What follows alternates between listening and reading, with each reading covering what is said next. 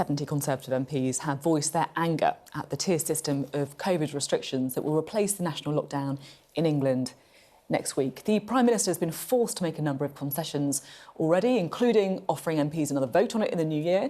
Well, joining us now is the Foreign Secretary, Dominic Raab. Thank you very much for being here in the studio. There's a real depth of anger, isn't there, on the Conservative benches about this new tier system. Are you a bit worried you might lose this vote? Well, look, I think we've got a confident message that we need to explain and listen as well.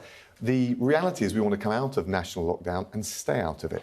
There is hope, there is light at the end of the tunnel with the prospect, subject to regulatory approval, of the vaccine being ready to be in place and distributed by the spring, which will allow a real step change back to life resembling normal. The two things we need between now and then are this tiered approach so that we can target the virus where it's the most dangerous. We are starting with a more restrictive approach than previously with a localised approach, but that allows us to ease up when we're confident the virus is going down and is stabilised. There's a review every 2 weeks. The second thing is just the testing. And what we've seen, we've had 12 million people tested, and we've seen in Liverpool with the community-wide testing at scale done more quickly, that really helps us bear down the virus. Those two things are the crucial bridge to that light at the end of the tunnel in the spring. At the same time, though, no one's arguing that there shouldn't be any restrictions. What people are worried about is that these particular restrictions under the tier system are not fair. And you can see why people feel that. You know, Lancaster City Council, for example, lower infection rate than every single one of the London boroughs, but that is in tier 3 and London ends up in tier 2. How is that fair? Well, there's 5 criteria that we're looking at and that are being applied, not just for the initial tiering, but as we go through. And as I said, there's a review every 2 weeks. It's the prevalence of the virus, the prevalence amidst the over 60s, the testing rate, the positivity testing rate, the impact on the NHS, and all of these things need to be looked at the round. And so how many, just to break that down, so you've got 5 things. How many of those things need to be over a certain level, for example, to be put into tier 3? What is the criteria? Well, it's the 5 principles, and ultimately it's also a question of judgement. So just to give you an example, because I know it, and I've so had it judgement doesn't sound like it is really a firm system, does it? Well, it's a balance between being so prescriptive that people say it's rigid and you can't take into account the holistic impact in an area. But let me give you an example. One of the things that we realised is that where you've got low levels in a particular area, but it's surrounded by others with higher levels, and I think the West Midlands is a good example of that, Dudley and other areas. If you don't apply on a wider level, which is why we're using the county-wide basis, the same restrictions, all that happens is the virus in those lower level, if you like, enclaves, goes up exponentially. So just to come back on that then, you've seen that happen in places like Kent, for example, where the whole of Kent is put into higher restrictions because of a few pockets of high levels.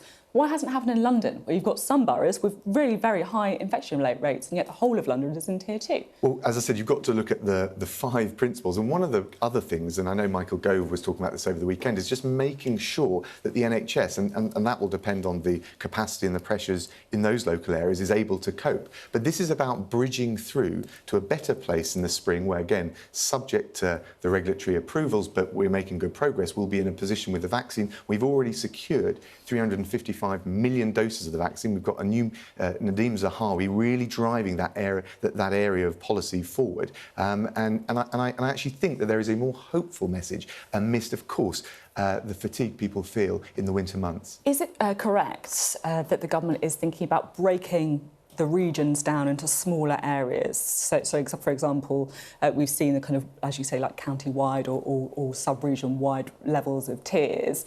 Are you thinking about breaking that down into smaller areas that would allow some people to come out of the stricter tiers earlier? Well, we'll have a review every 2 weeks, and of course there'll be, I'm sure, debate this week on it. But specifically on that, is that under consideration? Well, we always look at all things, but the problem is the one that I mentioned before, that you've got to get the geographic size sufficiently effective that you don't find, if you like, the smaller enclaves of lower-level virus shooting up because they're not subject to the restrictions in the higher-level areas around them.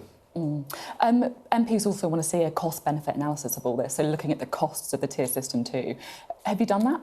So, first of all, there's a huge amount of transparency on data, both from the scientists and SAGE, but also from the OBR this week. What we will do in advance of the vote this week is make sure that there is analysis of the cost benefits of both the COVID health outcomes, the non-COVID health outcomes, economic impact and indeed the social impact. And I've been talking to colleagues, and I think this is a fair question. People want to make sure it's a rounded judgment that's taking into account not just the measures we need to bear down the virus, but the corollary damage that may then be taken, particularly on jobs and livelihoods. You talked a bit about the light at the end of the tunnel, the kind of hope that we have with the vaccine coming as well.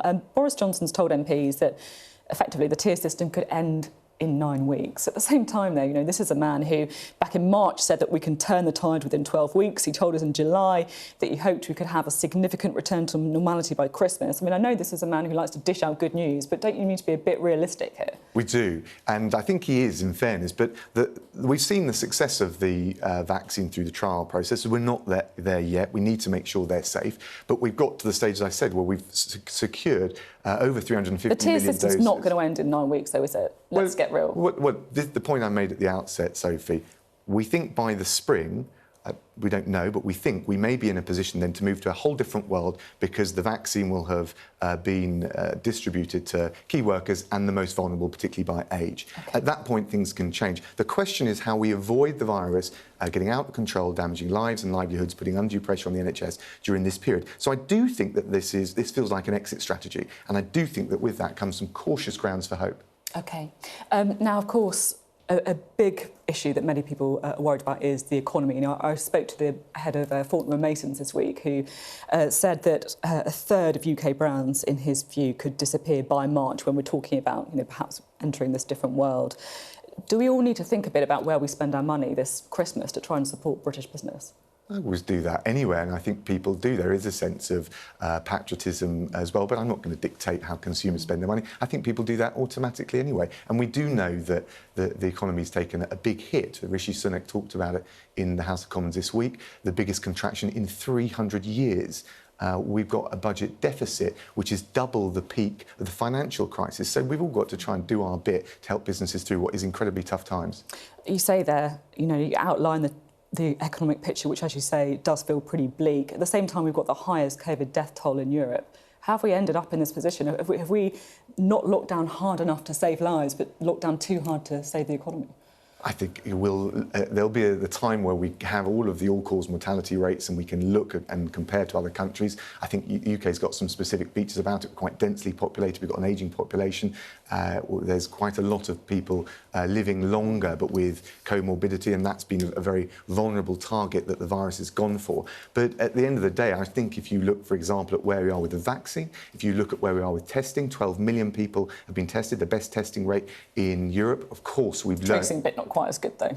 Well, it's a challenge, but, on the one hand, as you've said, we'll be accused of being overly authoritarian if we go into tough, and on the other hand, we've topped 57,000 people who have died tragically as a result of this awful pandemic, and we've got to get that balance right. But I do think there is a strong story to tell on vaccines, on testing, and light at the end of the tunnel. Just quickly, how are you going to be spending Christmas?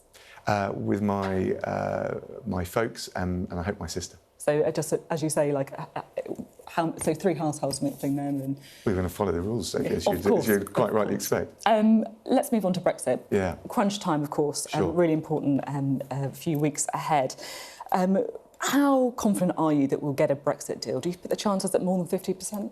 I'm not. I've sort of avoided the percentage betting and forecasting throughout this. But look, I do think we're in a reasonable position. There's a deal to be done. If you look really what the outstanding issues are, of course, level playing field, but it feels like there's progress towards greater respect for what the UK position was. On fisheries, there's a point of principle. As we leave the EU, we're going to be an independent, or we've left the EU, but as we leave the transition, we are an independent coastal state. We've got to be able to control our waters. We can talk about transitions and things like that, and we recognise the impact it has on other countries around Europe. But that principle comes with sovereignty, comes with leaving not just the EU, but the transition period. And I think the answer is, can the EU accept that point of principle, which comes with us leaving the political club? It feels like you're still a long way away on fishing, to be frank. Well, if you look at reports, one outstanding major bone of contention. If you look at the reports, the UK wants British fishermen to have access to 80% of fish caught in UK waters. The EU thinks it should be 18%.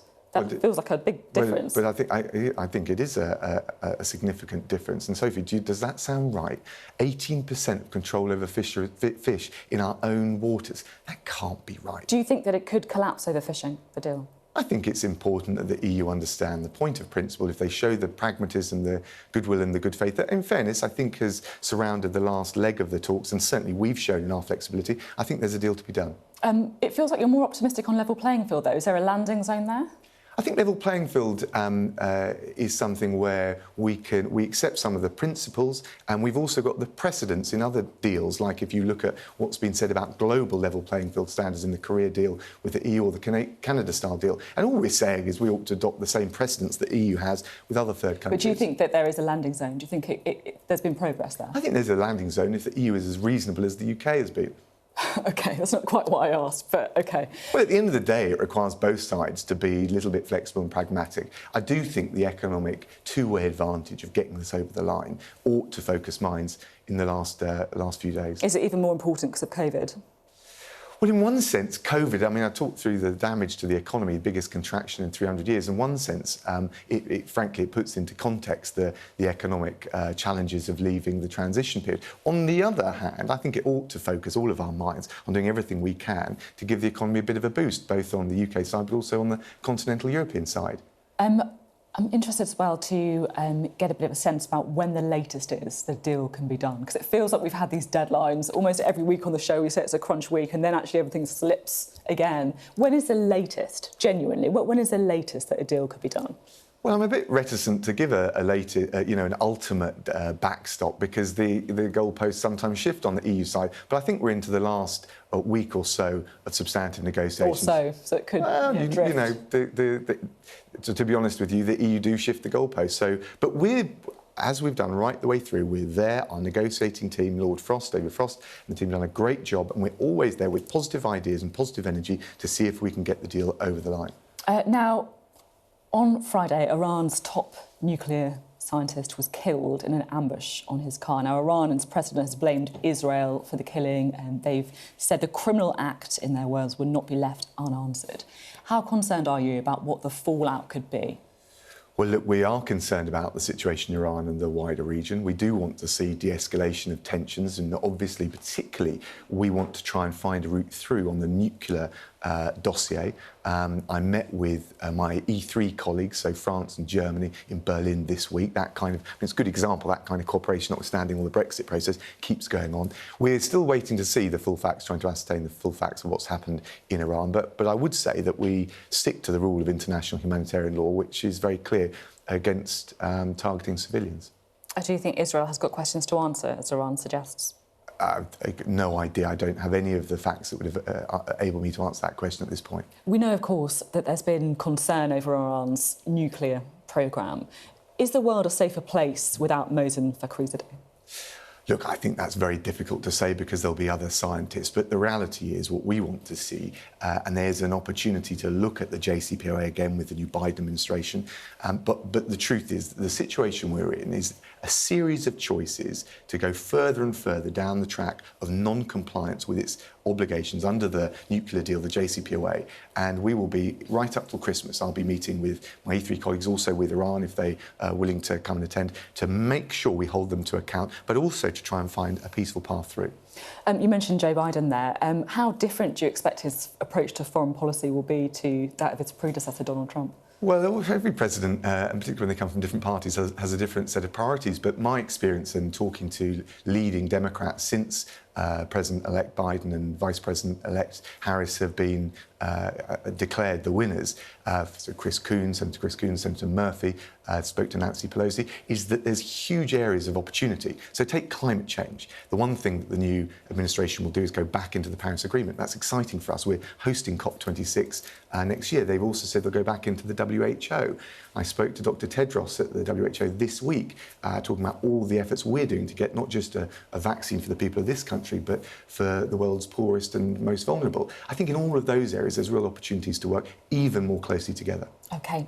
Just finally, while I've got you, there's been lots of talk of a reshuffle. Lots of talk about Sajid Javid becoming the next Foreign Secretary. You looking over your shoulder a bit? Not really. A little bit. Forgive me, I don't pay too much mind to the tittle-tattle about. Oh, come on. That Rishi. I know it's your bread and if butter. someone's been talked up about taking your job, you've got to be a little bit aware of that. You have to look at who's doing the talking up. But Sajid's a great guy. I know him since I entered politics. And look, the reality is Prime Minister makes these decisions, and I'm working very effectively with him, the Chancellor, and everyone else in the Cabinet. OK, thank you very much for being on the programme, Dominic Raab. Nice to see you.